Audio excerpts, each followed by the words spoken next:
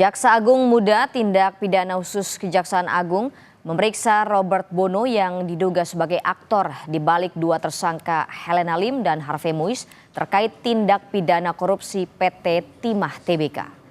Jaksa Agung Muda Tindak Pidana Khusus Kejaksaan Agung terus menelusuri aliran dana terkait tindak pidana korupsi di kawasan izin usaha pertambangan PT Timah Tbk periode 2015-2022 yang melibatkan Crazy Rich Helena Lim dan Harvey Muiz. Penyidik melakukan pemeriksaan terhadap satu saksi, Robert Bono, yang diduga sebagai aktor di balik kedua tersangka korupsi. Selain pemeriksaan, Jaksa Agung Muda Tindak Pidana Khusus Kejaksaan Agung juga tengah menggeledah kediaman Harvey Muiz di kawasan Pakubuwono, Kebayoran Baru, Jakarta Selatan untuk mengumpulkan alat bukti tambahan yang mengakibatkan kerugian negara. Hari ini kami memanggil dan memeriksa saudara RBS sebagai saksi. Nah, kita harapkan keterangan-keterangan itu akan membuat terang peristiwa pidana yang sedang terjadi dan tindak pidana tata kelola timah di wilayah PT Timah.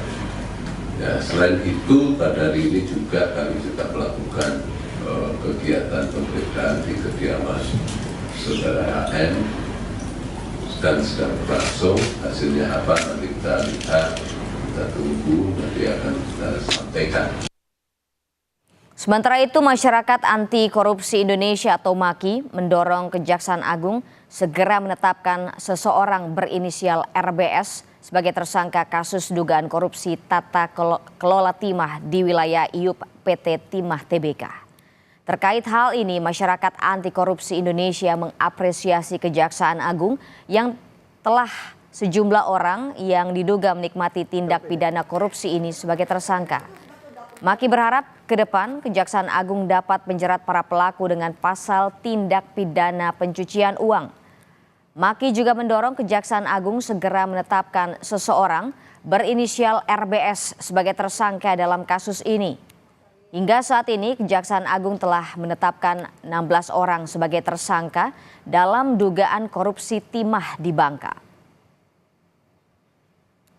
Mendukung Kejaksaan Agung mengungkap tuntas dugaan korupsi tambang timah yang sedang disidik sekarang ini. Dan menurut saya Kejaksaan Agung sudah on the track. Karena apa? Sudah mulai menetapkan tersangka pihak-pihak yang diduga menikmati dari hasil kejahatan ini. Misalnya kemarin tersangka Helena Lim maupun yang suaminya Sandra Dewi itu, Harvey Muiz. Dan menurut saya itu sudah on the track. Dan saya mengharapkan kasus ini nanti juga diterapkan atau dijerat dengan pasal pencucian uang. Dan inisialnya itu adalah RBS. Dan sudah saya serahkan kepada Kejaksaan Agung dan bahkan saya lakukan somasi.